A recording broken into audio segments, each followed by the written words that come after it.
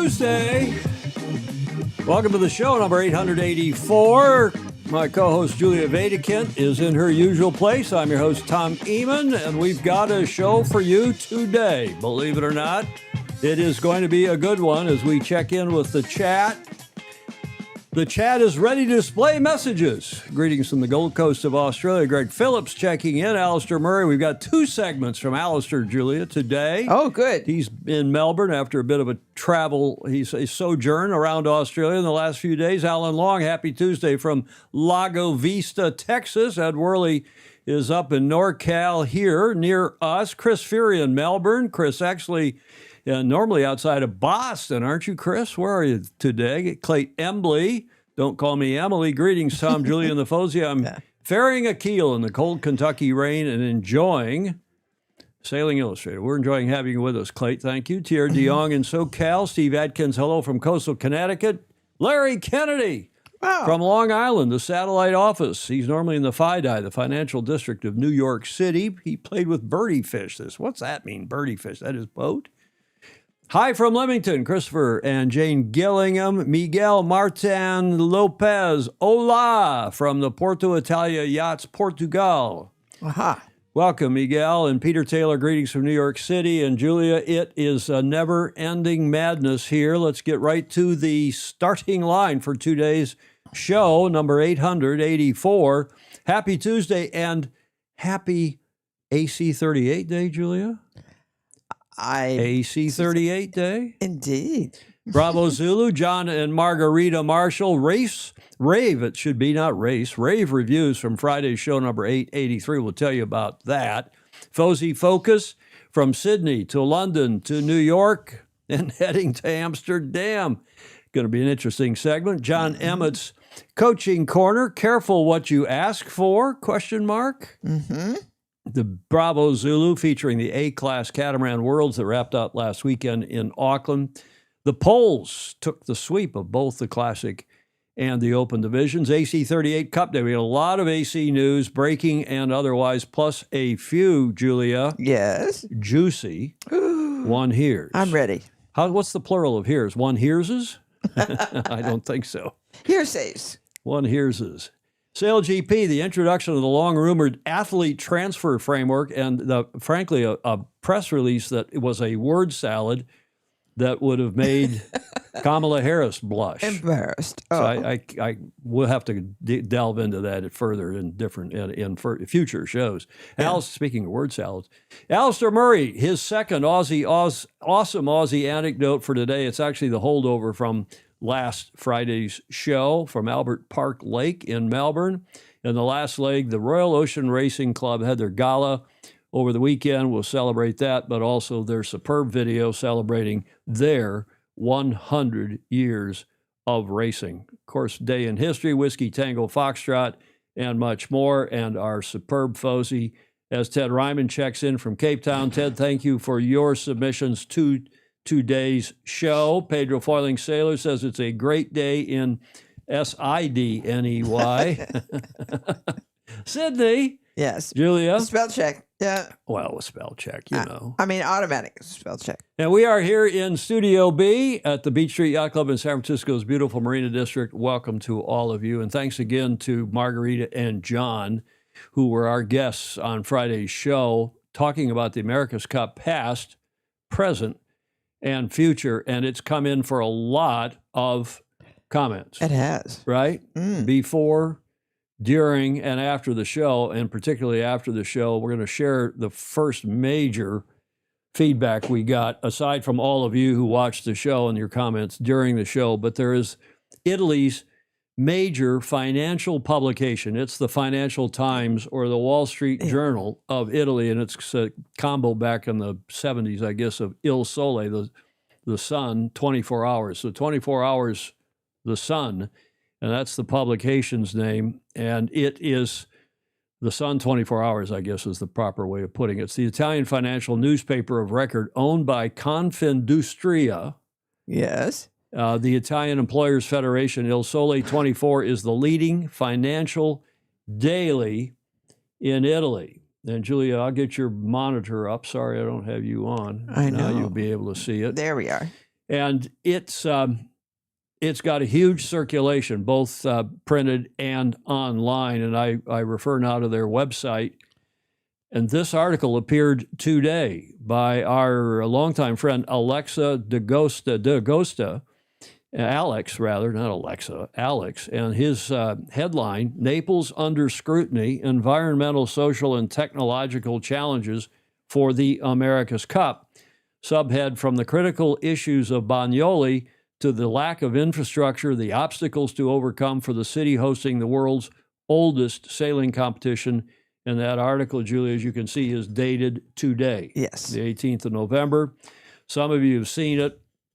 Thanks to Stingray for sending me the link earlier today. And I'm going to go and read the entire article because good. it is so important, I think, for Yes. our beloved sport. It is. During episode 883 of one of the most popular online talk, the only online talk show in the United States, popular or otherwise, when it comes to top-level sailing, Sailing Illustrated, hosted by Tom Eamon, a key figure in the America's Cup, former right-hand man to Larry Ellison, and protagonist of the unlimited budget campaigns. I didn't know I was that, but certainly was a part of them. Knows how to spend money. Of Oracle Racing and the Golden Gate Yacht Club, the discussion on the history of the trophy quickly turned into a close analysis of the present and future of the competition, and above all, on the delicate challenge represented by its Italian edition, the upcoming Italian edition, in Naples.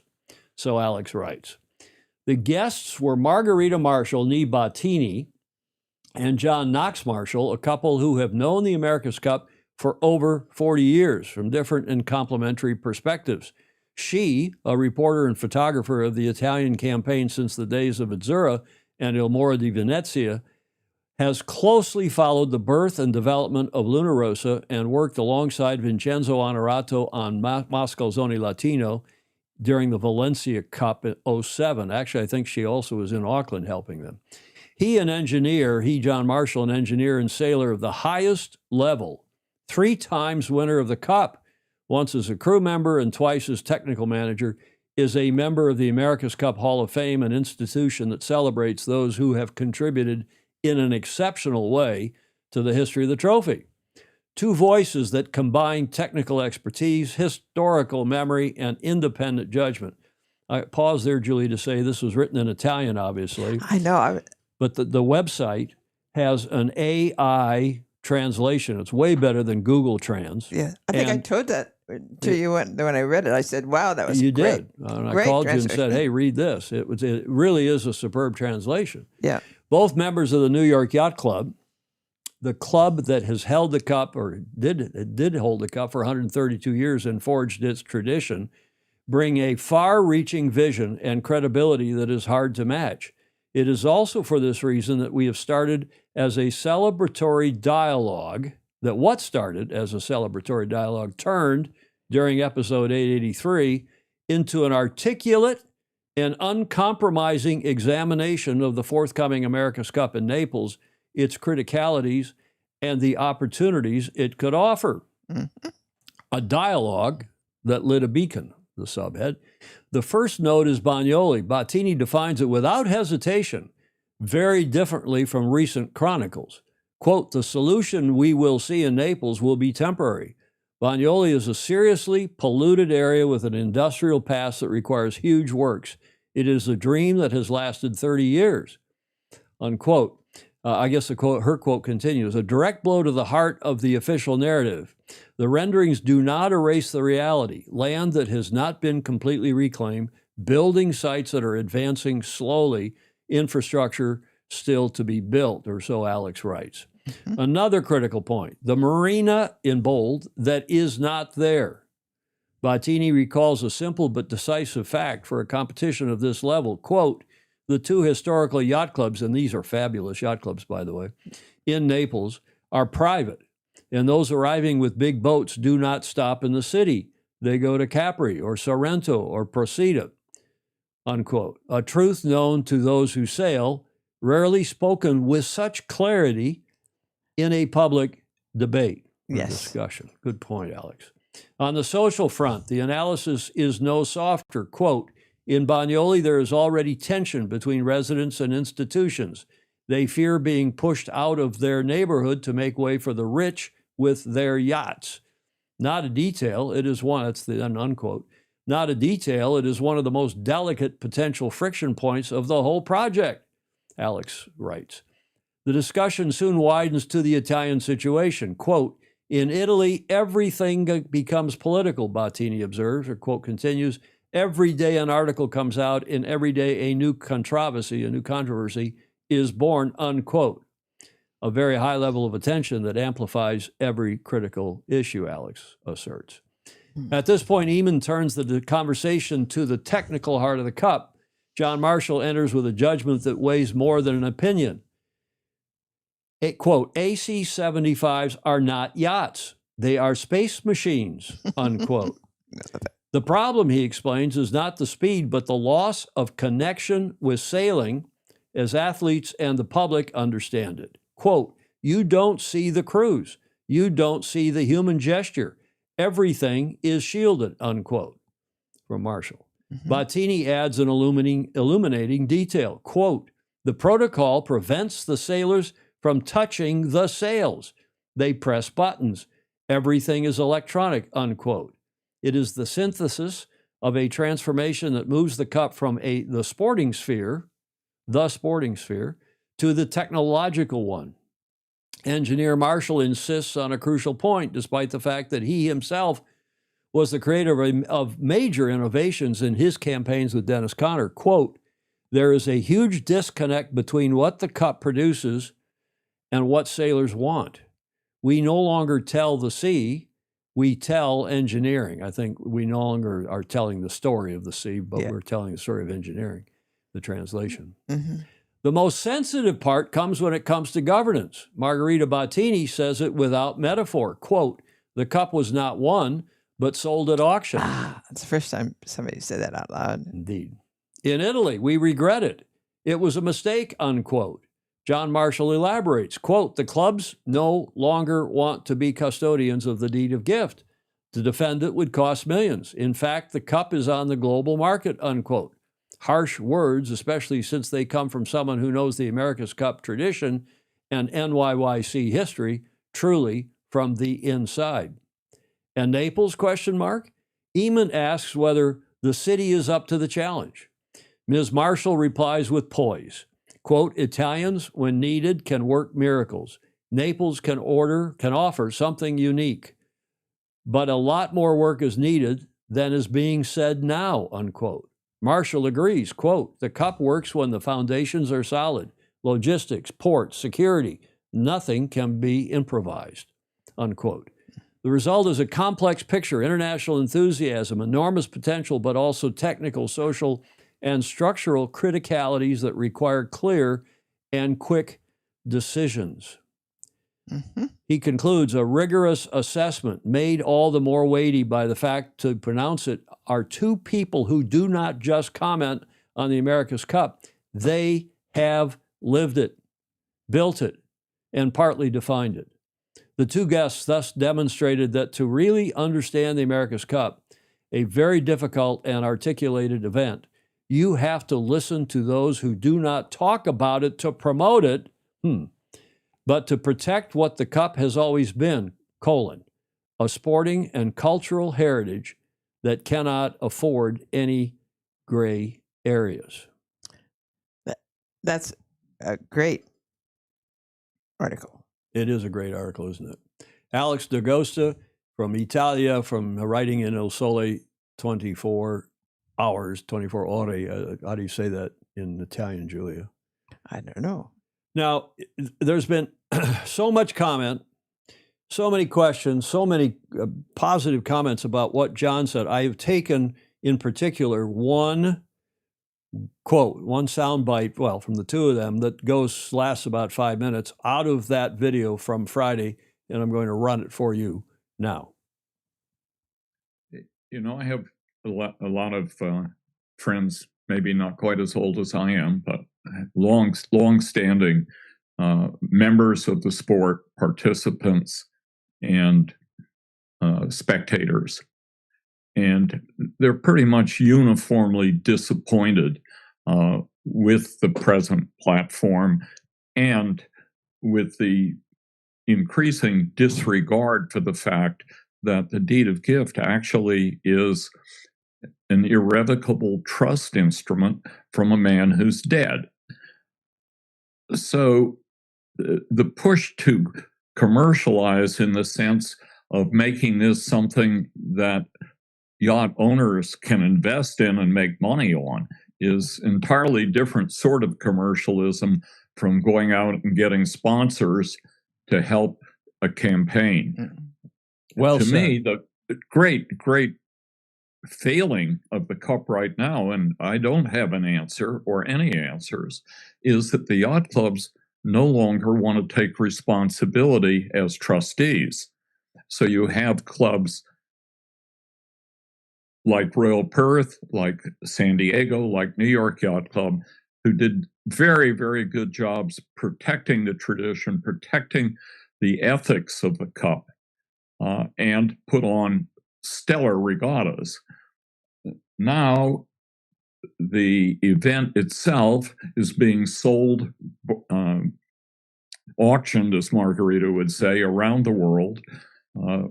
There are no clubs willing to put significant money and effort into trusteeship, but no clubs that I can see, even the club that I'm close to here in Newport and have belonged to for a long, long time, really says, look, to protect this old testament, this old trust document, we've got to be prepared to go to court and defend it, and that's going to cost millions. How's that for our membership? We've got 3,000 members out there, of whom 300 maybe care about it, and 30 of them actually care about the ethics of it. I don't see how we're going to solve that problem. Bravo Zulu. And I'm going to get somebody to take and do a clip of, with your permission, John, of just what you just said, because you've articulated that as well or better than, wouldn't you agree, Julia? Absolutely. Than anybody has articulated. We've been gasbagging, flapping our jaws here for months, years about exactly that concept, John. I think, Margarita, you agree with John, I suppose. Yes, I agree with John. But, since I'm more PR person and politics, I say that you can save the Cup, put it back, and give to Dalton another Cup they can auction how he wants. Well, that's a pragmatic solution, and maybe it is the solution. This is not even a discussion about the boats themselves.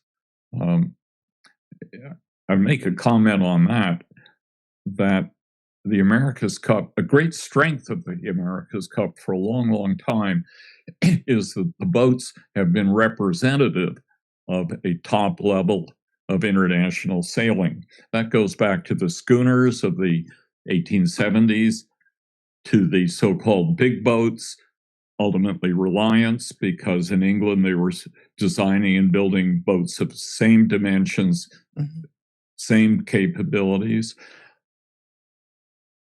12 meters, absolutely, from the 1930s right through early 80s or 87, a class everybody could relate and understand to. If you were a junior sailor in Indian Harbor Yacht Club on Long Island Sound, you would see the 12s once in a while and say, wow, someday I'd like to do that, because they were part of the sport. The step to say that the America's Cup is a technology exercise and that the technology should be above and beyond the state of the sport is a huge mistake. You leave behind everyone who is a yachtsman, a dinghy sailor, a sailor, and they're looking at some kind of a space machine and saying, I could never do that. Exactly right. So there's this huge disconnect between what's going on and what the sport, the people in this actually in the sport, would like to see and would potentially participate in, support financially, support emotionally, support at their yacht clubs to pick up the responsibility for doing a good job. It'll never happen if the boats are irrelevant to the sport. I always said both sides of his brain Yes. works. Yes. And obviously Margarita's too, because she is artsy, she's a photographer, a writer, but she's also, and she's analytical. She's Yeah, very smart. Clear. And as Alex said in his article, for 40 years, these people have been living and breathing the cup, and they are senior citizens like we are, but they also have senior respect for the cup. I mean, big time, Yes. right? Right. Big time senior respect for the cup, Julia, as I sit there and talk over that end of that video of them. And Larry Kennedy asking, but hasn't the AC always been a tech challenge? Yes, but a tech challenge that relates to the sport, that is relative, as John just said, to people who practice the sport, who do the sport. And as Hamish Ross said the other day, you got to bring the cup back down to sea level, because we're now closer to flying machines than we are to racing yachts. Steve Gruber says John Marshall is one smart cookie. Baton Rouge saying John's vocabulary is top notch. His every word is specific. Well, I just want to conclude that segment by saying, John, thank you and Margarita very much. And Alex D'Agosta, thank you very much for your article in Italy's leading financial, it's the Financial Times, the Wall Street Journal of Italia. And it's great to have that kind of coverage of our beloved sport. Just to wrap that up, I say again, read the deed. Respect the deed. This is the gentleman who gave, George Schuyler, who gave the deed, gave us the cup, and it is his deed of gift of somebody who's long gone that's got to be respected and can't just be changed willy-nilly, even if everybody thinks, oh, there's better ways of doing this. Sorry, go, as Margarita said during the show, take the cup, invent a new cup, do something different, but don't wreck the current America's Cup that has stood for so long, for so much. Okay, carrying on here. Also during that show, we talked about the Mermaid, and Peter Taylor forwarded some interesting background to the Storm King Art Center, where the Mermaid, where that IACC boat from the 95 Cup is located. It's a 500-acre outdoor museum located in New York's Hudson Valley, north of New York City, up near West Point, where visitors experience a large-scale sculpture and site-specific commissions under open sky. Again, it's up the Hudson River on the west side of the Hudson. I haven't been, but everyone who has, including Peter Taylor, says it's just a fabulous vista, fabulous place to visit. And there, in fact, is the IACC boat, Young America, from the 95 Cup with the Mermaid painted on it, the famous artist. And it's was John Marshall's idea. He told the story on the show on Friday of the Mermaid. And thank you, Peter Taylor, for sending along those links, that link and that idea, so you all know where the boat is. If you're in the New York City area and have some time, want to drive up to that art center. Fabulous stuff. Just a show note here, coming up, Julia, on Friday, Paul Kayard, part 2 of his interview. We had Podcastus interrupt us the last time he was on when the internet crashed for only 3 times and nearly 900 shows, and we'll pick up where we left off with Paul on Friday. Next Tuesday, delighted to report we've got T. Hutch coming on, Terry Hutchinson. On Tuesday the 25th, he'll be live via Zoom from presumably Annapolis. I'm not sure where he'll be, talking about all things America's Cup. We'll revisit the World Championship that they won this year yet again in the TP52 class, the 52 Super Series, and what are the new plans, the next plans going forward for American Magic and Pensacola, and maybe even some thoughts about what New York Yacht Club might be up to going forward. Good. And maybe, Julia, Yes. even Sail GP, Wow. because one continues to hear Yes. that Doug DeVos, the patron saint, the leader, Right. the principal, the team principal for not only American Magic, but for his American team, his quantum racing, American Magic Quantum Racing TP52 Right. team, Mm-hmm. is still interested in Sail GP. He's also now going to return and do some offshore sailing, maybe trying to buy Pyewacket from the Disney clan. Wow. So we shall see, and we'll see what light Terry might shed on that for us next Tuesday, a week from today. But let's turn to today. In fact, Julia, what are we celebrating today? Well, it looks like Mickey Mouse. It but- is indeed, and that's why I asked if we were celebrating AC38. It's Mickey Mouse Day, Julia. Yes. Celebrating the iconic character with round ears and a big smile, the symbol of a famous theme park and beloved cartoons and Croutonicism. So I The had this. 70th. What's that? It's the 70th anniversary. Indeed. So I thought I had to slide that in because we're not celebrating AC38 as a Mickey Mouse Day, but it certainly is turning into a Mickey Mouse operation. I hope not. I hope the Royal New Zealand Yacht Squadron come to their senses, but so far they are continuing to be the worst trustee in the history of the America's Cup, or so I firmly believe.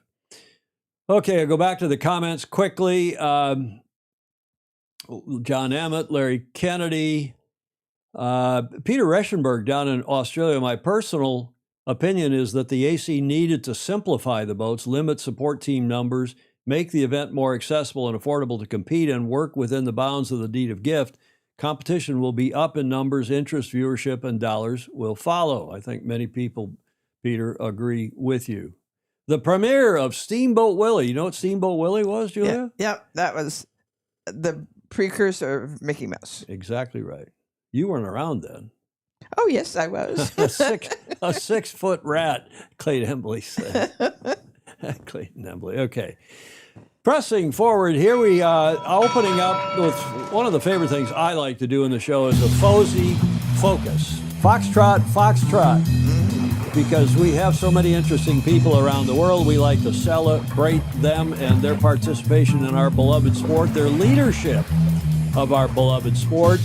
In picking up where we left off on Friday when we talked about the Australian Sailing Awards. They had their big awards gala last Friday, and we talked about it on show 883 when Mayo and Thompson and the Royal Freshwater Bay were the big winners at the Australian Sailing Awards. Royal Freshwater Bay was the Club of the Year, and that, Alistair tells me, is a big deal to be named Club of the Year. I don't know why we don't do that in this country. I don't know why, Julie, we don't do that here on Sailing Illustrated when we name a Person of the Year. Why don't we name a Club of the Year, too? That's true. I think we should. And furthermore, we told you about the two nominees, not nominees, inductees to Australian Sailing's Hall of Fame, Glenn Ashby, Bravo Zulu Glenn, and also Nate and Ian Goobs, Nathan Outeridge and Ian Jensen, inducted into Australian Sailing's Hall of Fame.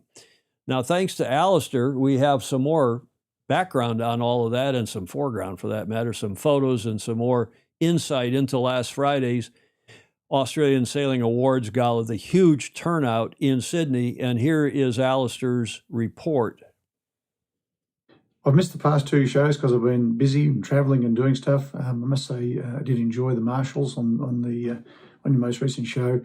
I was actually travelling back from Sydney from the national awards that you reported on, Tom. So thanks for doing that. A few comments on that. That was my reason for going to Sydney. The Australian Sailing Awards night, the night of nights. I'm actually the chair of the awards panel, so I play an integral role there. What a night! And it was late. I was out till 1 o'clock in the morning, and I was on the 7:30 flight the next morning, so I was in the air as the show was on. Thought I'd talk to you about the process. The process is a round of state awards, and I chair the Victorian Awards. The winners of every category are the finalists in the national awards, and it's a very robust process.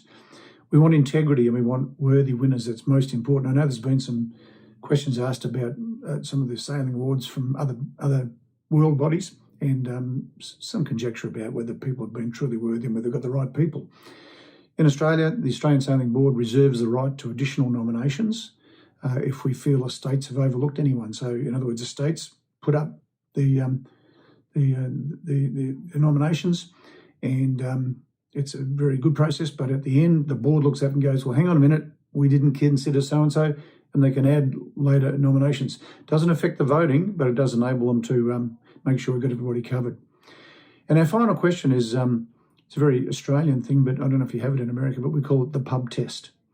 Does it pass the pub test? In every single category, the judges look at each other at the end and we go, does that pass the pub test? In other words, if we're in a yacht club bar or a pub, could we say, this is the winner of this category, and have everybody go, yeah, worthy and worthy of everything they've achieved and should be the winner, rather than having eyebrows raising, are you sure about that? So we make sure it all passes the pub test. Good test. Yeah, okay. He did that as an AAAA, Alistair did, and I just trimmed off the top and bottom, the top and tail, because we've got an AAAA from him carrying over that I didn't run on Friday because we went so long with Margarita and John. Alistair, thank you for that. And here are the photos he sent. What a wonderful occasion. Mm-hmm. They do things up, as we would have said in Michigan, it's an old expression. They do things up brown. What does that mean? Do it up brown. Do it up well. It's finished baking. It's toasted, baby. Oh, is that it? It's a toasting? But look at this. I mean, look at all the people that show up to this thing and how they embrace everybody in the sport. There's Alistair with Matt Weirn, who, of course, won 2020 and 24 gold in the ILCA 7 in the laser class and has just recently announced that he is going again for the Olympics. Here he is with 2016 NACRA silver and Sail GP host and many other championships. Lisa Darmanin, she's wonderful, and I think doing an increasingly good job on the Sail GP commentary. Mm-hmm. Here is our foesy and longtime friend by now, Olivia Price, who won the silver in 2012 in the women's match racing in the Elliott, what were those Elliott 6s? And of course, she also is doing a lot of other leadership work in our sport. She's just been named to the board of Australian Sailing. And she's also headed up there, remember the women's team for the Women's America's Cup team for Australia. So great stuff. Here are two famous guys, celebrated Olympic coaches, Mike Fletcher, who's been a coach for something like 7 Olympics, the guy in the middle. Mm-hmm. And then the big guy originally from Russia, Victor, they call him the medal maker, Victor Kovalenko, top-notch Olympic coaches. No wonder Australia does so relatively well. Here is Sandy Higgins on the left. He's the 2007, 11, and 25. He just won again the 505 Worlds. Wow. And Siobhan Bruland, who is Alistair's successor as president of Australian Sailing. And here she is presenting to another stalwart in the sport, leader and superb sailor, Matt Allen, who I knew from the Far 40 class way back when. Matt's a distinguished figure in Australian sport, has once again demonstrated his unwavering support for sailing by generously matching the Australian Olympic Committee's Medal Incentive Funding, MIF, for Olympic champion Matt Weirn and Paris 2024 silver medalist Gray Morris. So that's a significant contribution to their ongoing success, presumably. The AOC's, the Australian Olympic Committee's MIF, Medal Incentive Funding Program, is designed to support elite athletes as they prepare for LA, easing financial pressure so they can focus on training and performance. Allen's personal contribution is a significant investment in the future of the sport and in the athletes who represent Australia on the world stage. And of course, he is also a superb sailor. He's given a lot to the sport in Australia and beyond. He's a 4-time winner of the Rolex Sydney Hobart Yacht Race and a life member of Australian Sailing, having served as president for 6 years, 2013 to 2019, and he's also chair of I think he still is, chair of World Sailing's Oceanic and Offshore Committee, and currently serves on the Australian Olympic Committee Executive Board, and he's just been nominated to continue in the role of vice president for the next 4 years. So you can see the superb people that Australia turns out for an event like this and what they do for the sport. Indeed. Including Hall of Fame inductees, 10-time ACAT World Champ Glenn Ashby. He's also won the America's Cup twice with ETNZ and much, much more. Then, of course, there's the 2012 49er gold medalist, the 2016 silver medalist, and now Sail GP. He's what, wing? Is he mainsail trimmer for Emirates? I think he's the wing trimmer for Emirates GBR. That's, of course, Ian Goobs, as he's known, Ian Jensen. I never knew his real name. Yeah, that's right. It's just Goobs. And here, of course, is Nathan. We mentioned a minute ago, Nathan Outeridge, 2012 49er gold, 2016 silver in the 49er, and an Sail GP star who is going to Artemis for next season as their driver. And finally, this is the Belcher clan and Malcolm Page there with Alistair. Anton, and I assume that's the son of Matt Belcher. I'm not 100% sure. But Matt Belcher, Matty's been sailing 470s forever and is 2012 gold, 2016 silver, and 2020 gold in the 470 class. And Malcolm sailed one or two of those with him, 2008 anyway, did his own thing, and then crewed in 2012 for Matt. And Malcolm Page, is now CEO of Australian Sailing.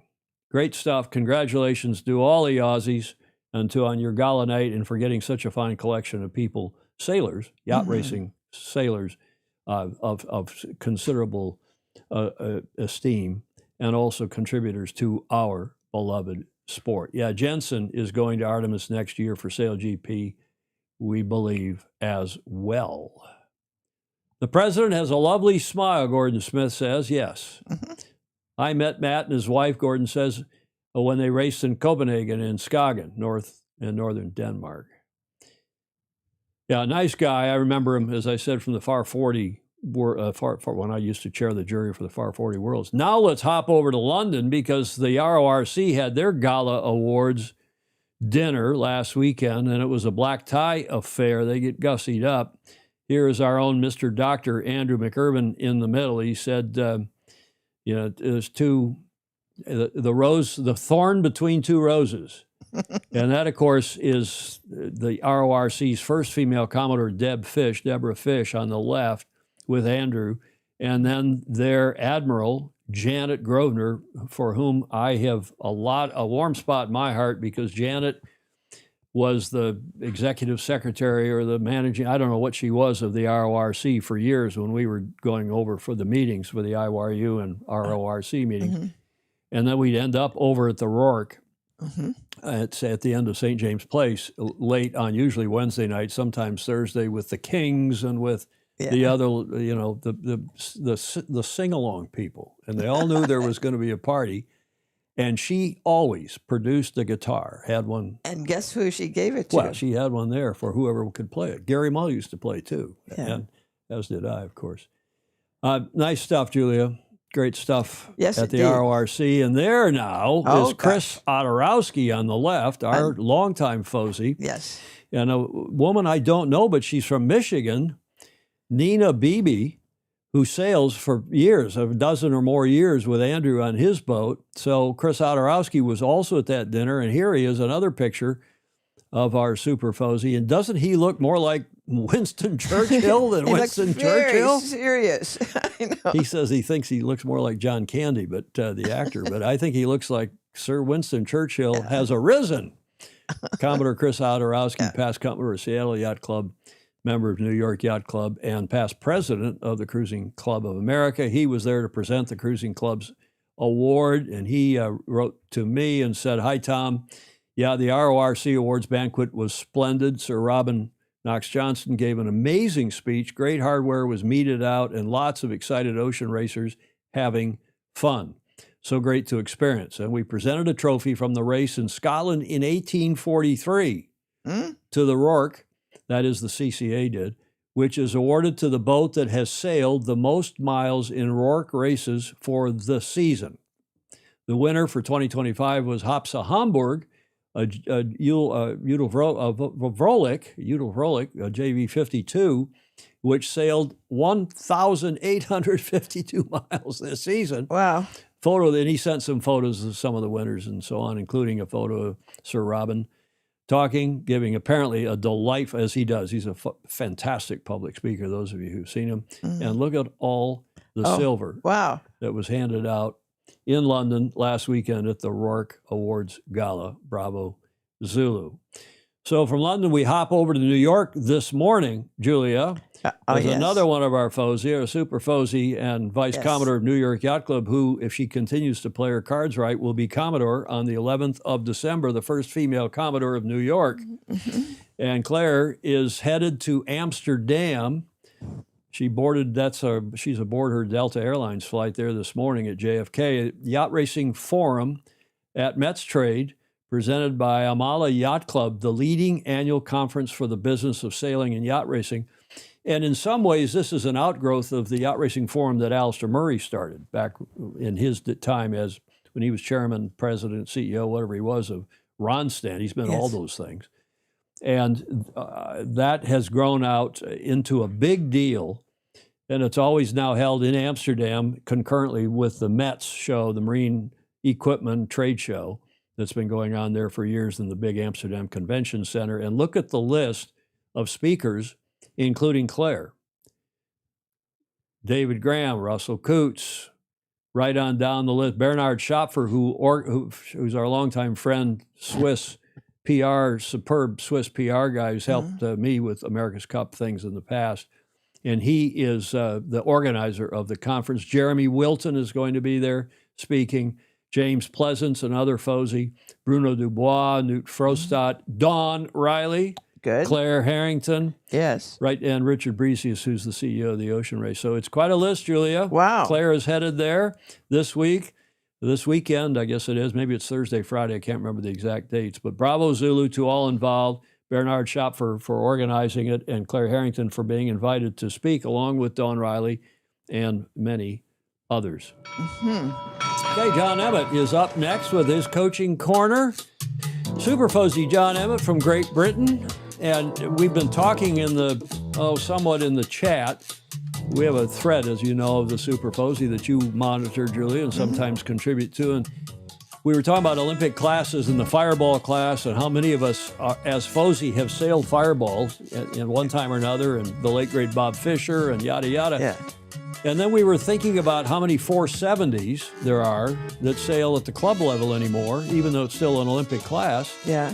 There's hardly any 470s around. And why are we still sailing? Well, because that's a good question. And the fireball class may be happy they're no longer Olympic because they get, what they have, 100 boats at their Worlds on Lake Garda this year. They had a huge turnout. Maybe it wasn't 180. And we covered that on this show. But here's John mentioning at the head of his report, the British 470 training fleet. British 470 squad. Hi, Tom, Julia, and all the Fozy. Another sunny, windy day in Weymouth. I've turned the mics down, especially so you probably don't hear the halyards crackling away in the background. But there's still lots of people out training, although shortly we will be going to Villamora and sunnier climes. But as I said, I'm pretty biased. I think Weymouth is a fantastic place to sail. And actually, reference what I was saying on the last show, I was quite pleased in a way the RWA won't be building a big building in the boat park area as it was, because for me, the more boats we can get in here, the better. So today I was going to go back to talking about the Olympic side of sailing. And one of the big things, which we've had a lot of discussion, for classes, or perhaps I should say equipment, it's not actually necessarily a wonderful thing to be in the game. So a good example is fireballs versus 470s, Solings versus Etchells. You think which boats have been Olympic classes and which boats are the most popular now. And I do know if a class has been in the Olympics, it can be pretty upsetting if it's taken out. But maybe for some of the classes, not going in the first place is a good thing. Who knows? What I do know, in my humble opinion, being part of the Olympic circus is very important. And I think it's hard for people to understand the Olympic circuit and what it does for sailing as a wider whole, unless they've really, really been in it and seen it from the top level, Olympics, all the way down to grassroots. And I'm very aware people have their heroes. And I grew up with slower moving boats where you have your fins and your stars, and to have 0.05% of boat speed advantage over a long race and several races means the cream always rises to the top. And I think that's the main concern with the change in format. We're going to lose those epic showdowns where you have people winning regatta after regatta after regatta because they're fractionally better. Whereas on a one race basis, you could toss a coin because 51% versus 49% is very, very small. Whereas actually, if you've got that small percentage difference in your performance over the long haul, it really adds up. But I've talked to a lot of people, and I think in the background, the key thing is to really raise the voice and make sure that World Sailing continues to listen. And I've been so pleased because I choose my words carefully, continues to listen because they're listening, but not to show too much outrage. The IOC, etc., think, wow, sailing's just, we don't actually want to have them part of it. So it's a fine balancing act, and there's a very different between cup of coffee and a beer and what is actually said in public, and that's probably the thing Tom picks up on the most.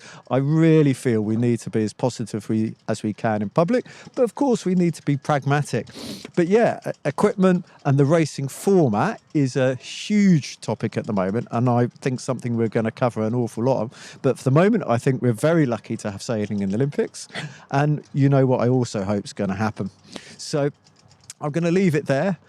Comments always welcome, especially in replay. I'm going to be going down under, and I'm not quite as good at getting up super early as some of the Fosi, so I'm not sure how many of those I will see. But yeah, the decisions which are made now are going to count for years and years to come. So continue sailing fast, having fun, and keeping safe. Yeah, this is a big topic because apparently and we haven't talked, we've only touched on it here as John just did now, but apparently at this latest World Sailing Conference, again, they have confirmed the idea of having, even instead of a medal race with 10 boats, making that even smaller, 4 or 3 boats, I guess 4, and very short. I mean, it's like the race is going to be just maybe not seconds, but only a couple, 3-4 minutes long. Wow. Like one leg, windward, leeward, kind of. I mean, just going to put everything on the start. And people are, sailors and beyond, just can't believe it. And I just say one more time, John's right. We got to stay positive. We want to keep sailing in the Olympics, but the way to do that is to take the classes that are popular, the broad-based stuff that works in our sport, and then figure out how to televise that rather than changing the sport to try to make it more televisable, because it never works. It just doesn't work. It's not interesting. It's not exciting. It's unfair. And we got to have a rethink of this, and we're going to have some discussion about it. And whether or not we'll have an impact, one never knows. But if you don't talk about it, discuss it calmly, thoroughly, with people all over the world, there won't be any other conversation except in the closed meetings rooms and the back hallway discussions at World Sailing. So there's got to be some more discussion about this, as John says. Okay, John Emmett, the Coaching Corner. Get to the front of the fleet with John. We appreciate his regular submissions, virtually every show, hardly misses a show. We also appreciate him continuing to help us focus on Brisbane in 2032 and the push for Paralympic sailing, as we have been doing now virtually every show since 8:05, since the latter part of January of this year, and will continue to do so. Julia, Bravo Zulu now to you see here on our cover slide. I didn't really know what to do about today's show, and talking last night with a number of the Super Fosi around the world, we all decided unanimously that we ought to praise the performance of the 2 Polish teams in the surprisingly large A-class catamaran worlds that took place in Auckland last week, wrapped up over the weekend in Auckland. Both the open division and The classic division, which means foiling or non-foiling divisions, were won by Polish sailors, which is unusual. And I talked to Luca Devoti this morning. I said, do you know these guys? He said, no, I really don't. They've got a great reputation, nice guys, train together, help each other out, which, as John keeps reminding us, Right. is the way forward. Get a training partner, Yep. which is what John Marshall would have told you that Dennis always did. He had Jack Sutphin, Right. the late, great Jack Sutphin, always driving the B-boat. John Marshall would tell you that. John Sangmeister would tell you that. Mm-hmm. Anytime I got good in a particular class, Clark Chapin will remind me and us, we had a training partner, and you go out and A/B test stuff, different sails, different techniques, and you train together. And apparently the two Poles have done the same and now have won their respective divisions. That's in great. the Predict Wind A-Cat Worlds. The A-Class Catamaran Worlds, Poland takes the double, three-peat for Surowicz. Three-peat, Surowicz, I guess it's pronounced. I tried to look that up, but there he is. Poland's Jakub Surowicz has won his third successive Open Division World Championship title at the 2025 Predict Wind A-Class Catamaran Championship, sailed off Milford Beach in Auckland last week. It wrapped up on Sunday. Nice reporting by Richard Gladwell, who helped me out. And by the way, Richard's done some interviews with some of these folks that raced in this event. There were 50 some odd boats, 50, Great. 4 or 5 boats, from around the world, getting down there in boats that are not easy to transport. Well, they're fairly easy to transport, I guess. I have a naive question. Please. What's a predict wind? Predict Wind is a good question, by the way. Predict Wind is one of the handful of best online wind prediction services. Okay. And we all use it. Oh. And we use one or two others, but that is a Kiwi-based, super good service for predicting the wind. They take meteorological data, metro, meso, macro, micro from all around the world. And right now I could go to the Predict Wind website and they will tell you what the wind is going to be with great precision on San Francisco Bay this afternoon and tonight and tomorrow morning. And they do that virtually all over I've seen it online, the but world. Good question. Yeah. He won. That is the Pole I just mentioned, Jakub. He won by 3 points over USA's Robbie Perrant, who's been a perennial multi-hull champion. Great guy, who made a serious bid for the overall title, scoring a first and a second, but lost all chance of the title in the first race of the day, where he placed 8th, dropped as part of his discard score. So there are the top 15, and I go all the way to 15 for a reason that will become obvious in a moment. Alistair will be proud to see that Ronstand has a couple of winners in this list as well, sponsored by Ronstand. But this guy, Jakub Surowicz from Poland, had a string of firsts and seconds there in the middle, but still, nonetheless, barely beat Robbie Perrant, who also had a lot of good scores, except he had an 8th in race 10, which he dropped, and that almost sealed the deal. Darren Bundock, the Aussie, super good sailor, sponsored by Ronstand, was 3rd, and also in the hunt right up to the last minute, as was Adam Beatty. Now, if you go down through that list of stellar catamaran sailors and go down to the very bottom, 15th place, Carolyn Brouwer from the Netherlands. Richard's done an interview with her, and I didn't have time to get it into the show, but he did interviews with several of the top sailors, including Carolyn. She is an amazing sailor, as we all know. She's done dinghy racing, around the world racing, and now she is the only female that competed in this A-Class Catamaran Worlds, and she managed a 15th without a lot of practice. Good for her. So we'll get that interview, and I'll try to run that in Friday's show, thanks to Richard Gladwell. And here are the top 15 of the classic fleet. Now, here in contrast, the other Pole, Jacek Noetzel. Yeah. Well, look at that. Look at straight bullets until the last 2 races, and he DNC, did not compete, didn't have to in the last 2 races because he had well and truly had it in hand with straight bullets. And that's the non-foiling division. So that's last week. The Poles take the A-Class Cat Worlds in Auckland. Jakob there on the right wins the open division in a hotly contested regatta, and Jacek Nutzel won the classic division with straight bullets, and bravo Zulu to them. And apparently that club, the Milford Cruising Club, did a stellar job running that regatta as well. So that's what I know about that event. That looks great. And lots to talk about fireballs. And by the way, the fireball worlds we talked about and covered, Julia, had 136 boats. Wow. I remember there were a lot, but I didn't remember there were that many Yes. at the Worlds in Garda. Thank you, Alistair Murray, for that stat. What else? Chris Fury saying we cannot allow the Olympics to continue to dumb down our sport. Bravo Zulu, Chris. Well said. Mm-hmm. Blake Middleton, 100% agree, Tom Eamon. Got to keep Olympic sailing to boats that we all can relate to, indeed. Hello, Jody Shields.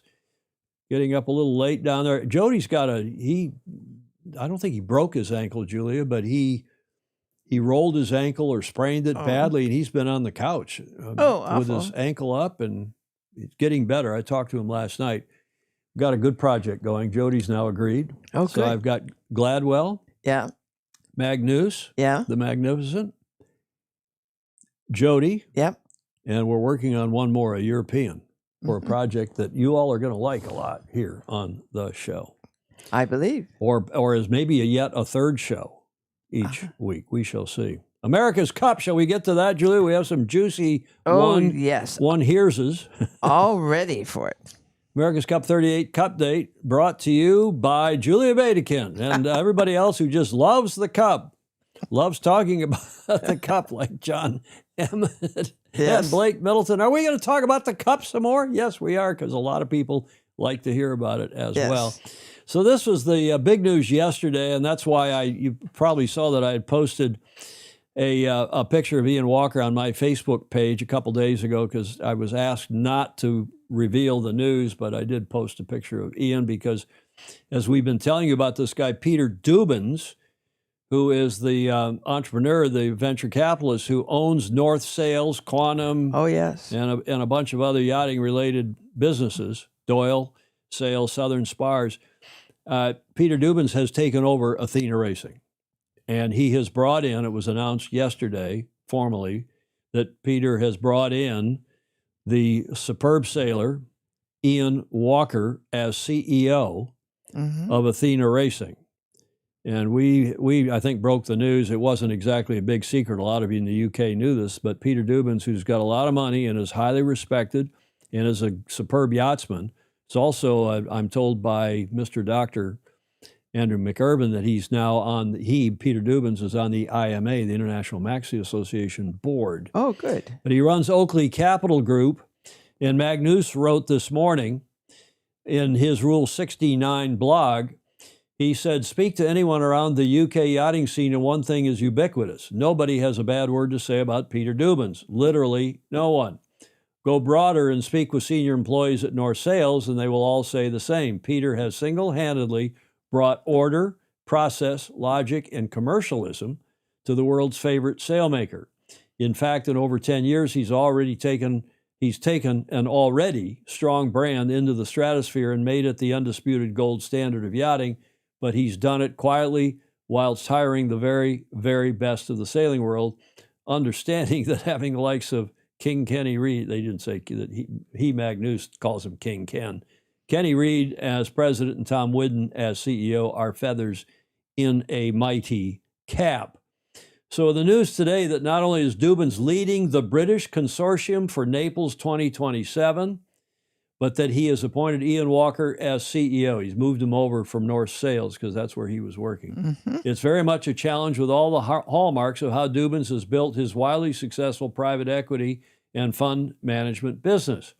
Hire the best, let them do their jobs, give them the resources and backing that they need, and don't make stupid decisions along the way. Good advice.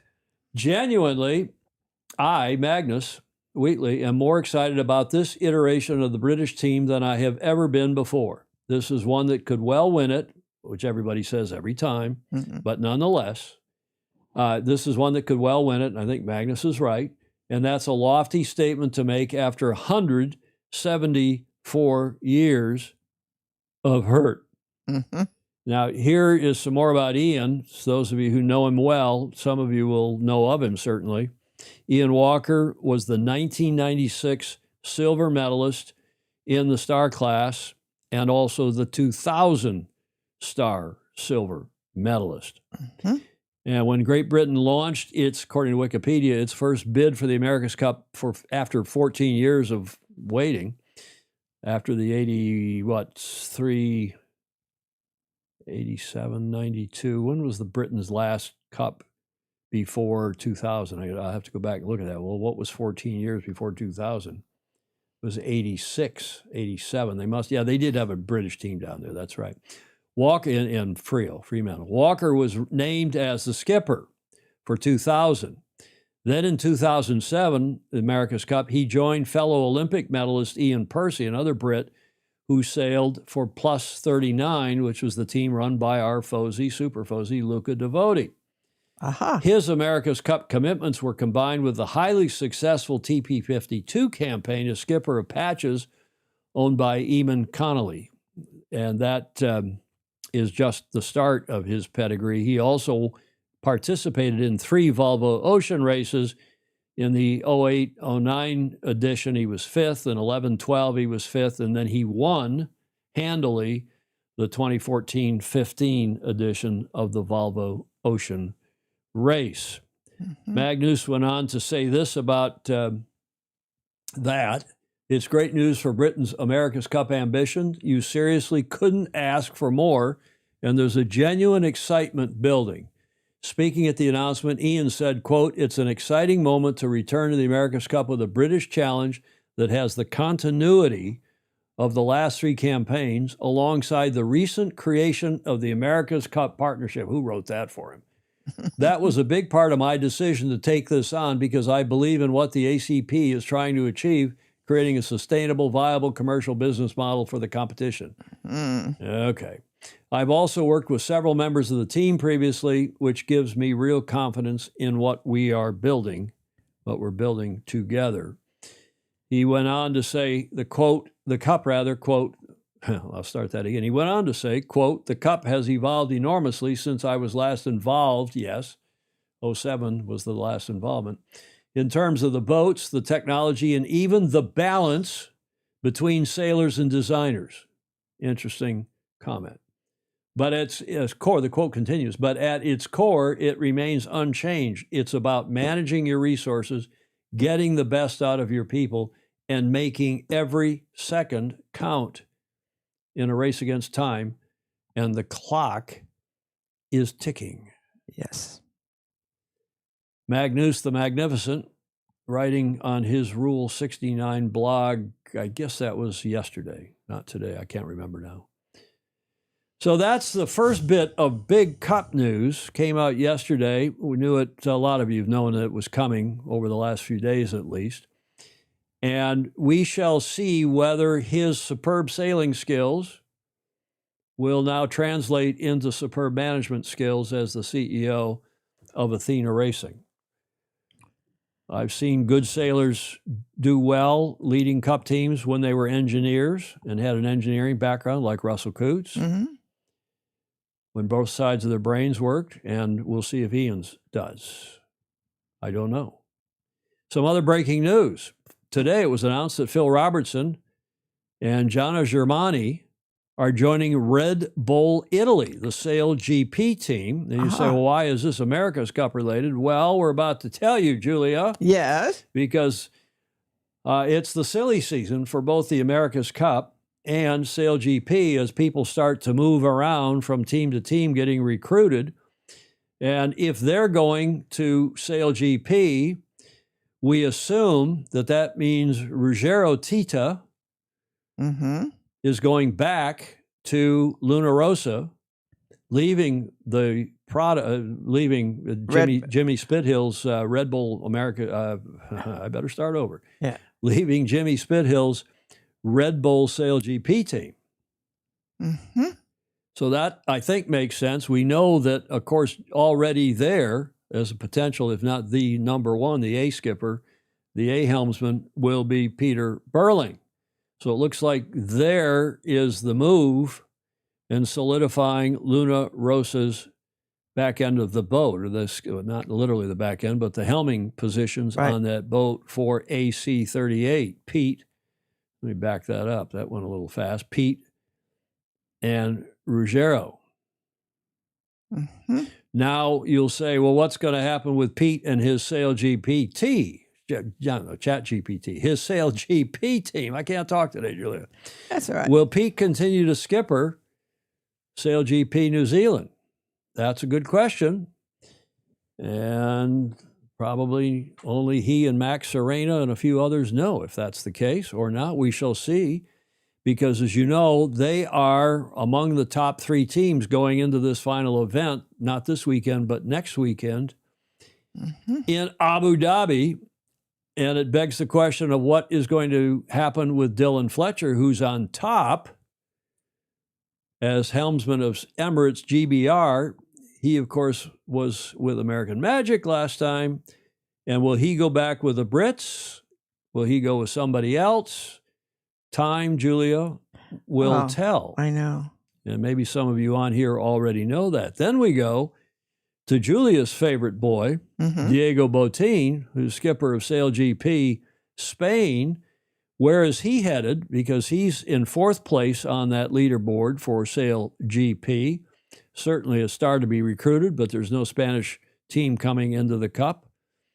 And the question, too, is what's happening with Quentin Delapierre, if anything, because he, of course, has been in 5th place most of the season, certainly in the hunt in Sail GP. Well, Commodores, ladies and gentlemen, one hears Yes. the French team is in the process of signing. They are negotiating with Quentin Delapierre, or so one hears, Oh, well. from multiple sources. Yeah. 2 very good sources. So probably no surprise. Yes. Where's Kevin Pepinet going? Well, Kevin is probably going to end up with a Sail GP team, is my guess, but I don't know. Maybe he'll stay with the America's Cup team in some capacity. But remember, they're reducing the number of sailors, and it's push-button sailing, but Quentin Delapierre is in negotiations with France for that America's Cup team. And here is another surprise that you will like, Julia, Yes. and that is that your favorite boy Yes. is also in negotiations with the French, and that is Diego Botín. Why would he do that? Why not? Get to the Cup, get to the pinnacle of the sport. Now, will he also sail for the Spanish Sail GP team? Who knows? I don't know. Only the shadow knows, Julia. So that's the top 5 in Sail GP, and it sounds like most of them are going to be in the Cup, but then you'll ask, well, what about Dylan and Tom? I don't know if Dylan's going to go back to the Brits. We shall soon find out, I suspect. Or will he just stay with Emirates GBR in the Sail GP team? And what about Tom Slingsby? Well, here's another juicy one here. Good heavens. You need a playing card. Well, the rumor is that Alinghi has filed a challenge for AC-30. It's not even a rumor. It's I'm told it's true by multiple sources. Mm-hmm. Alinghi has filed a challenge for AC-38. Aha. The question is, Julia, is Ernesto really serious and wants to get back involved in this, wants to be a part of the ACP to help formulate it, to help make it happen? Right. Or is he just setting himself up to be in a position to go to court? Because by challenging, Yes. he now is a stakeholder in the Cup. Mm-hmm. And if he were not a challenger, I don't think he would have standing in the courts in New York. That's true. So it's really by challenging, he can keep his options open either way, Oh, that's very I nice. suspect. Yes. But here's another one here. Oh, gosh. I told you it was a busy yesterday and today, busy Yes. weekend. Tom Slingsby, Yes. of course, this is a 2013 shot. He is the Australian who has cemented his place as one of the greatest sailors of his generation after winning the male 2023 Rolex World Sailor of the Year Awards in Malaga in 2013. This is the third time Slingsby has taken out the top honor in world sailing, having also won the award in 2010 and 2021. Comes off the back of another successful season, the 2013. Sorry, that should be 2023 up there in the left corner, not 2013. Graphics department, get with it. With the Australia Sail GP team in 2023 and his work as skipper of American Magic, who will seek success in the America's Cup next year. So he's had a busy and very successful career, as you know, Julia. Yes. And one hears Tom was seen in Geneva playing golf with Brad Butterworth. Oh, wow. And Brad, of course, is Ernesto's top lieutenant, top advisor, one of the smartest guys ever to be involved in the modern history of the America's Cup. Yep. And would be recruiting people, helping Ernesto to recruit people if, in fact, they are going to jump in with both feet Yes. and be serious about AC 38. So there, Julia, Well, are some hot tips.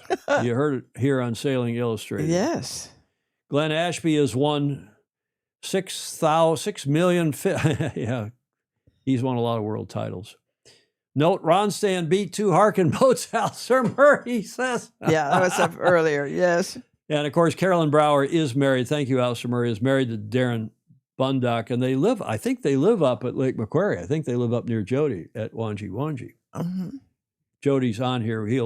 Jody Shields on the couch, Steve Gruber's asking, knock me over with a feather. Yes. Oh, look at all the comments. That's Yes. cool that Dubins is backing Ben, Steve Gruber says. And on and on and on. I see, the last time the Brits were involved, Alex Hayward says, was 87.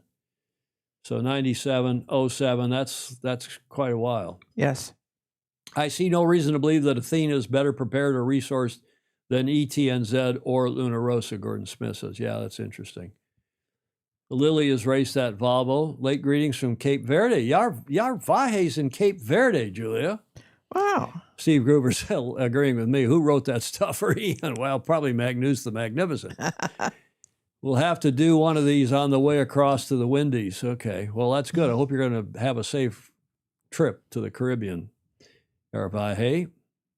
And John Emmett says that Ian did a good job as CEO of the Royal Yachting Association.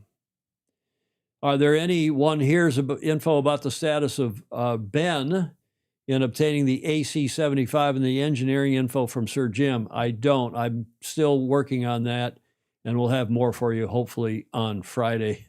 Lance Burke says only his hairdresser knows for sure.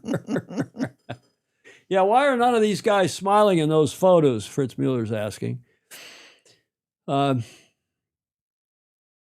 any event, I think it's the silly season. There's John K.M. Henry. That's John Marshall's nephew. One's been doing a lot of hearing.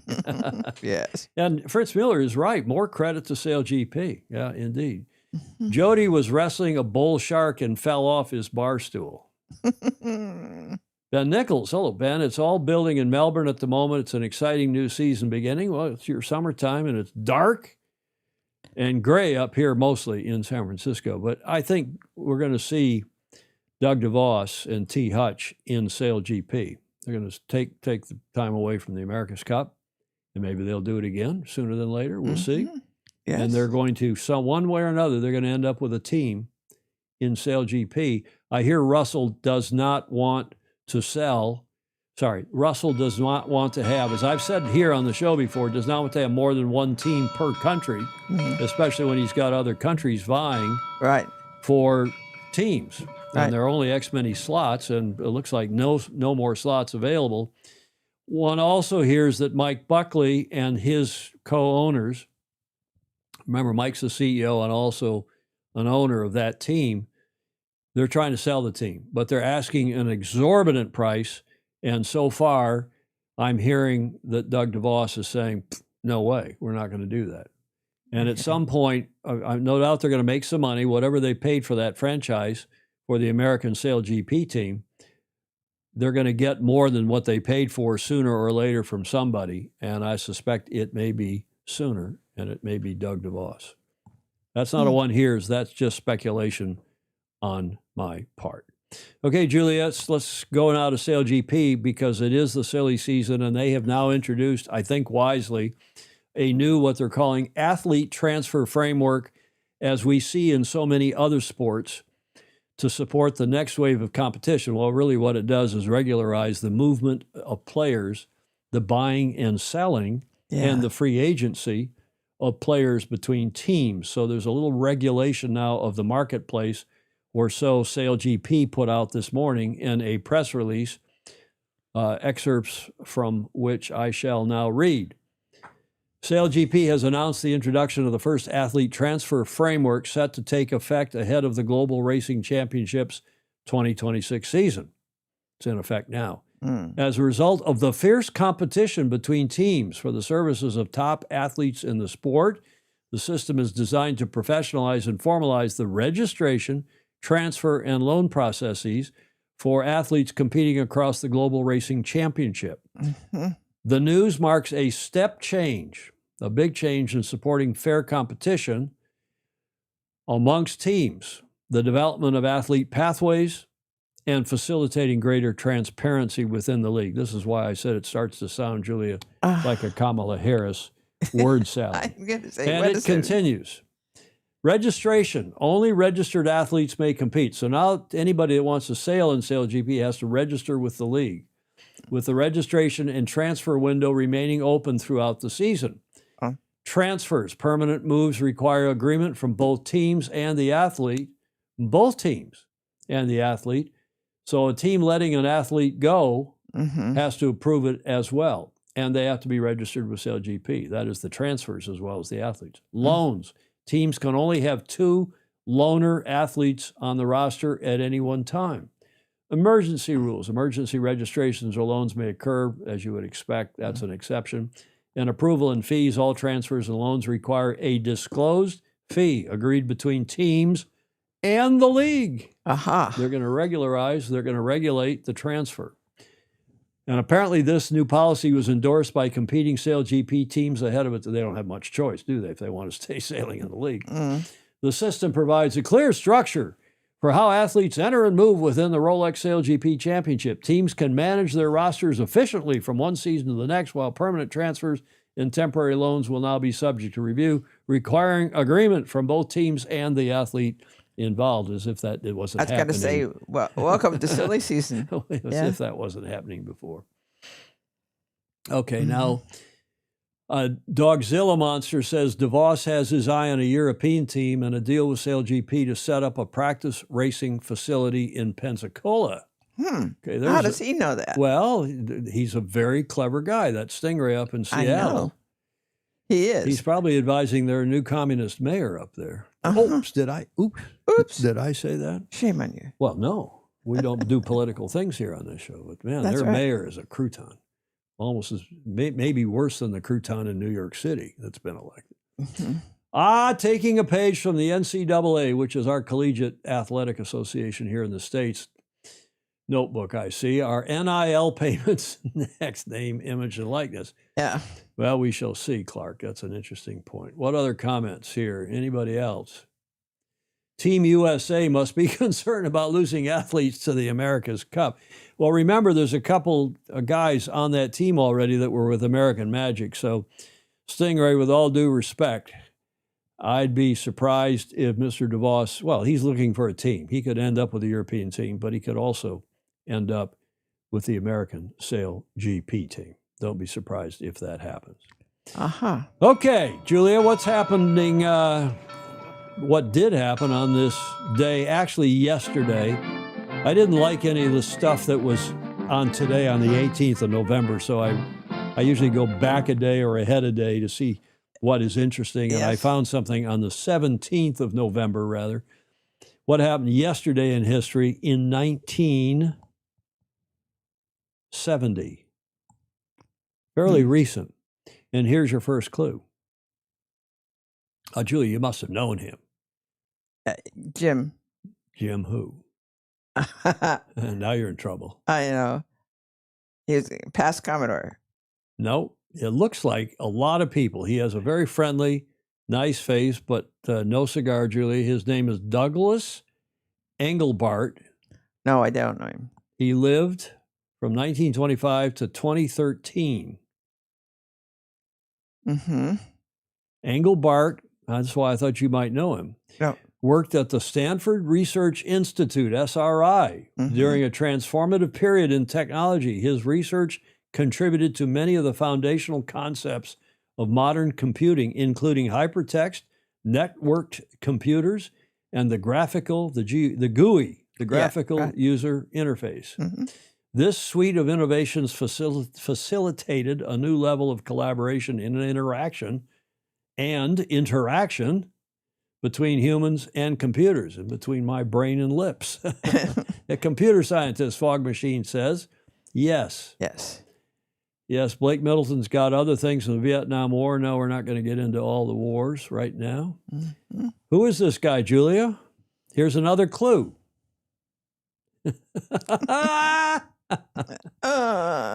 What's the clue, Julia?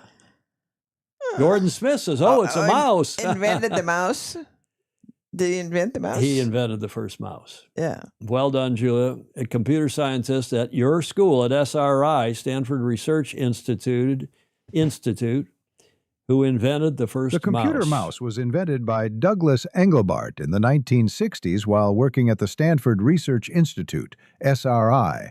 He patented it in 1970, originally calling it an XY position indicator for a display system. Modern mice use an optical sensor or laser to track surface changes, capturing images and comparing them to determine direction and speed. So I thought maybe as the clue, Julia, I would hold up this mouse, which is one of those optical mice, the Logitech, what the hell, it's a great mouse. It's the mouse of record for most creators.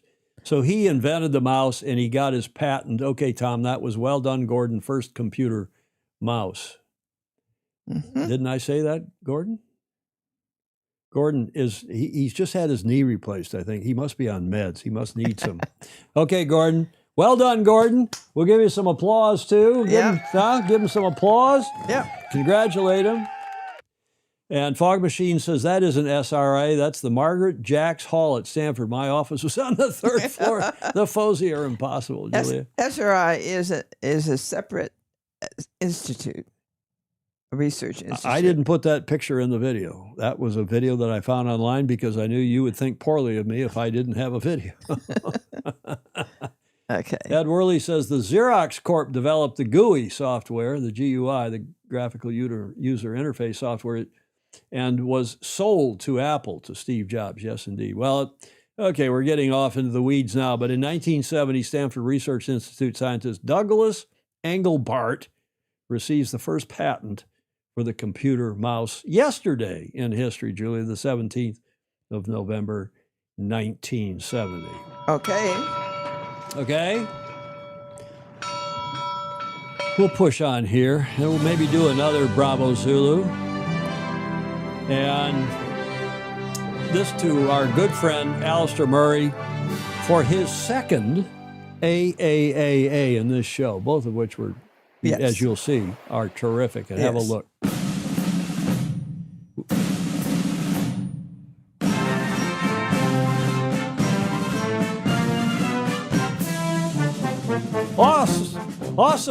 Awesome, Alistair.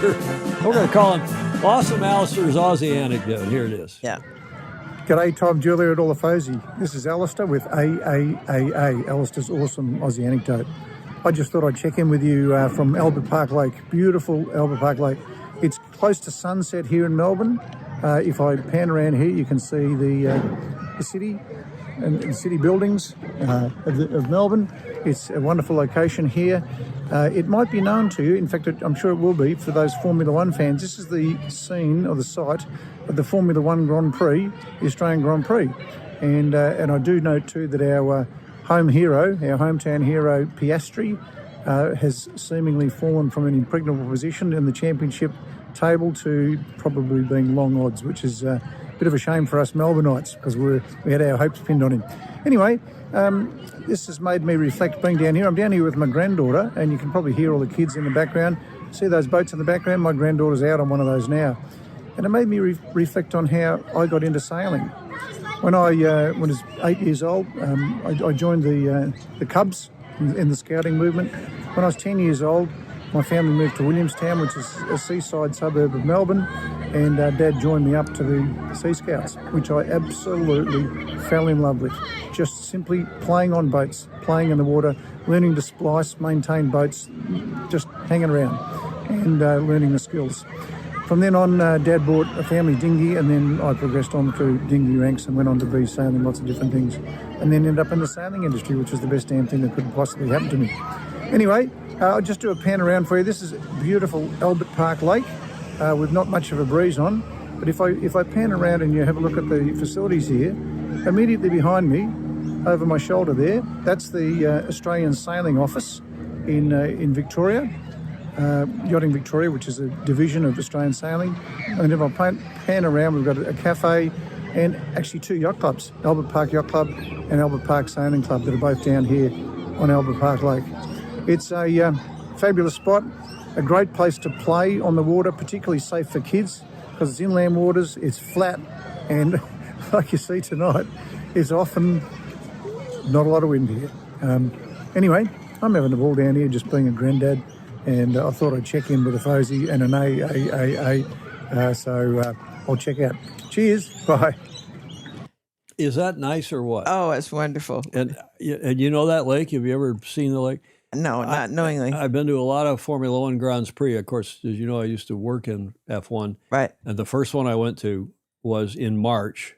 Mm-hmm. You know, so the end of their summer, Melbourne, Mm-hmm. the Melbourne Grand Prix at Albert Park, which they have a circuit that they put up, Yeah. a street circuit there, and it's a fabulous venue, and the hospitality is amazing, and that venue is just fun. We had the top floor of the Crown Casino, Mm-hmm. and so we won. Actually, McLaren hadn't won a race since '92, and this was Wow. in '97.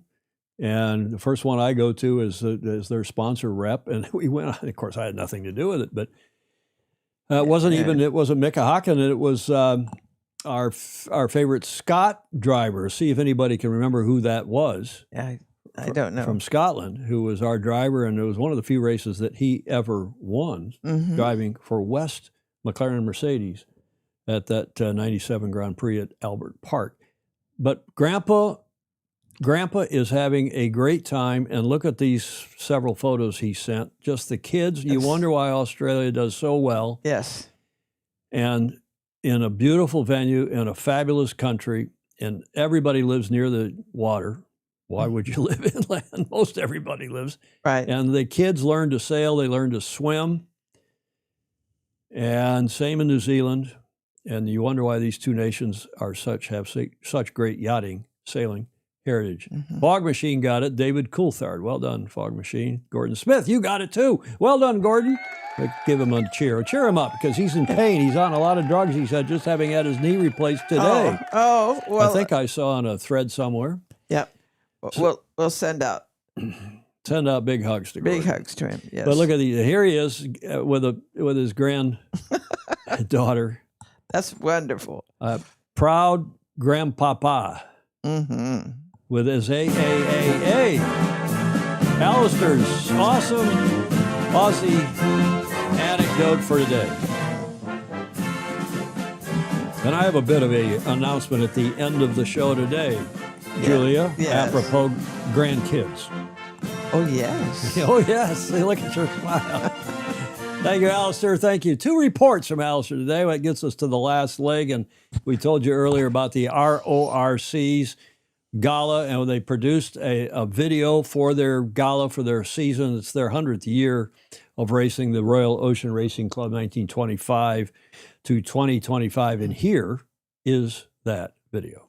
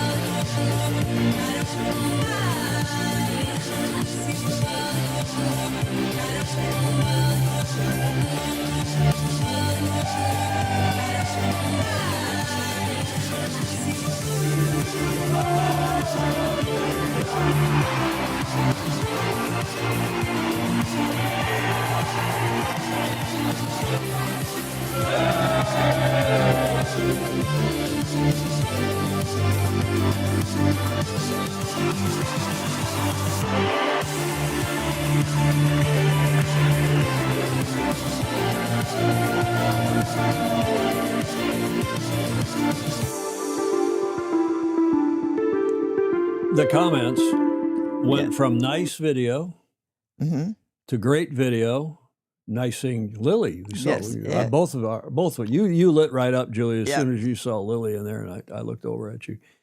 Alistair Murray, great video, nice video. Thierry de Jong, absolute fab video. Hmm. Chris Fury, stunning RORC video, staying at RORC London in December. Can't wait. Bravo Zulu to the Royal Ocean Racing Club, to everybody involved, including especially our super Fozy, Mr.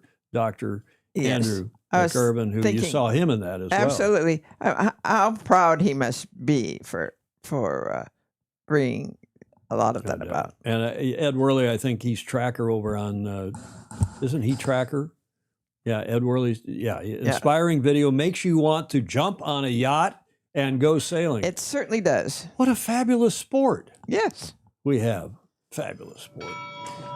Gets us to the D block. We're only, an hour and 35 minutes in today. We did two hours, 30 minutes the other day with John and Margarita. Right. That was one of our longer shows in a long time, but delighted to have you all with us on this show number 884. Thank you for joining us. We wrap it up in the D block with Whiskey Tango Foxtrot. Julie, get your finger ready. Uh-oh. Got your finger ready?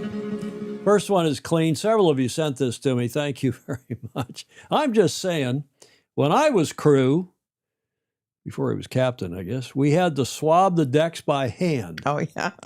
You see that? Yep. Do you have one of those robot vacs up there in No. your Commodore suite? No. You don't? No. Maybe I should get you one for Christmas. A robot vac. I don't need Could it one. get around to Your cleaning lady comes in every Monday and Yeah. takes care of the place and takes care of you. I can't get her to come down here and clean my place.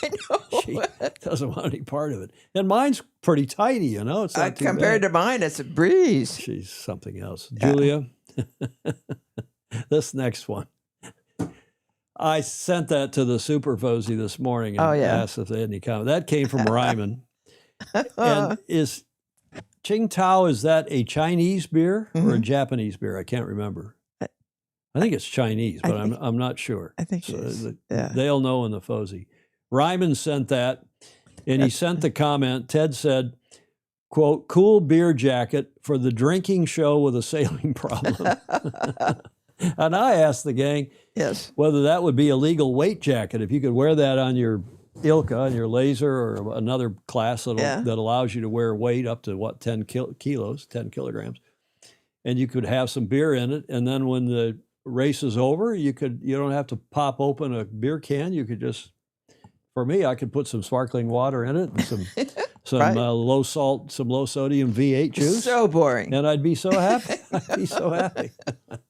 Alistair says, I need a jacket like that, but suspect Jody already has one.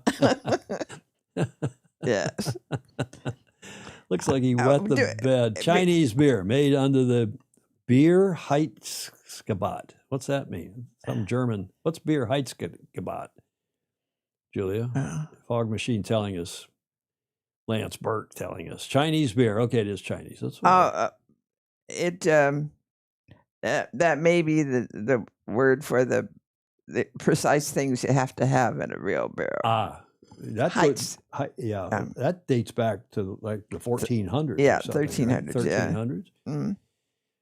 Steve Gruber, he had a little bit different take on the video. I'm torn about the video. They were celebrating 100 years and covered maybe 10. Don't get me wrong, it's a nice video. Yeah, I think they probably have some other videos that they will do that cover the 100 years. But for covering I think it's fair to say, Steve, that they were covering their 100th year. That wasn't a 100-year video. It was their centennial year, the 100th year, and everything cool that happened. And so many cool things did happen. The beer purity laws. Yeah. Ryan Heizgebot. Thank you, Lance Burke.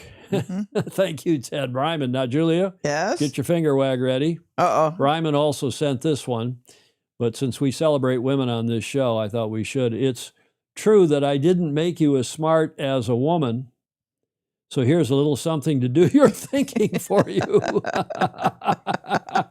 Oh, how true. How true. That's okay, isn't it? Put that on there. Of course. Huh? Of course. Something, a little something. A little A something. little something. Alan Long made in the comments about they've got a new sailing center that they're putting in Cleveland on the city front, on the waterfront there, and maybe that'll be something as nice as that That's what he Albert said. Park. Yeah. Yeah, he said that in the comments, so we'll see. Gordon Smith, at least he hasn't lost his sense of humor. He says, ha, ha, ha, ha, ha. Finally, this for all of you cretins with your croutons. Now make sure you're not a cretin with your crouton. A crouton is a toasted, hard piece of bread often used as a garnish on salads. And if you cut into it with too much vigour, it's going to fly everywhere. So for soft croutons, you can gingerly cut into them. But for crisp, smaller things, like this one here, place it on the back of your fork and transfer to your mouth and eat. Julia, this guy has got a YouTube channel, and he's very popular, and he's been all over British television for many, many years now, and he is an etiquette expert, and he shows up all the time, and he's now a caricature of himself. He plays this very prim and proper and Yes. girlish, almost girly kind of a guy. But he's very funny, and that was sent by my daughter, Meg Eamon, who is coming up here Yes. to San Francisco with her husband. Yay. And she'll be here this weekend. Now all the burglars in San Diego know that she's now, I'm sure she's going to have a house sitter. Yes. For take care of her house. Yes.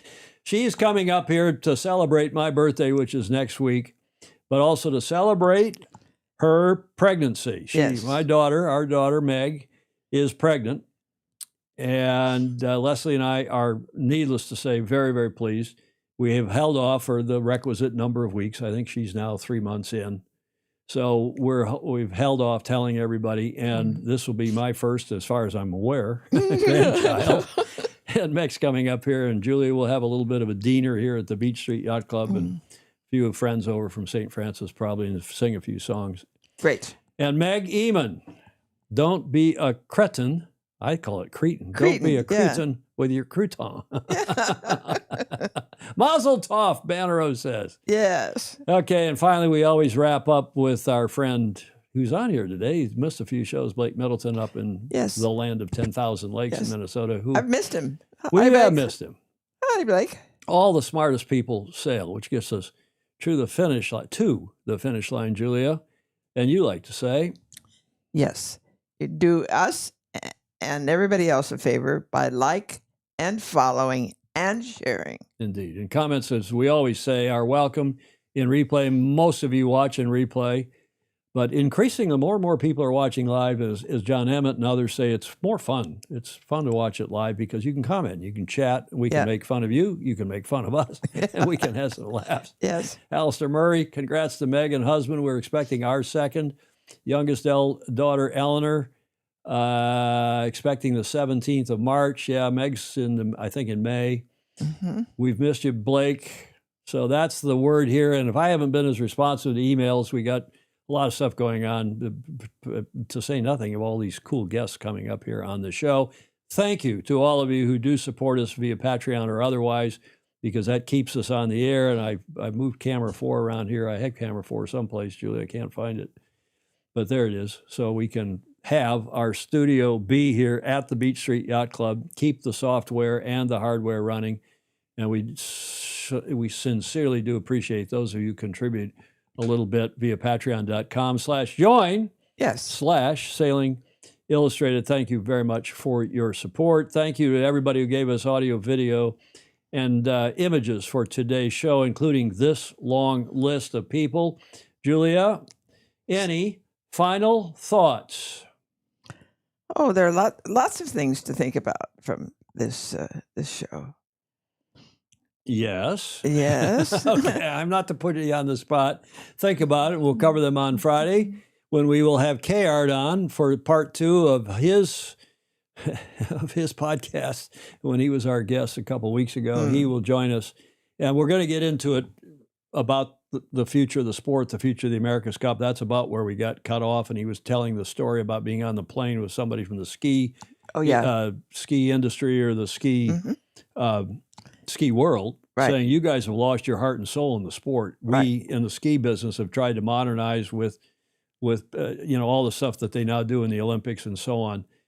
But he said, the ski guy said, but we always keep downhill, the slalom, the big grand slalom, and you guys have thrown the baby out with the bathwater Yes. and trying to modernize.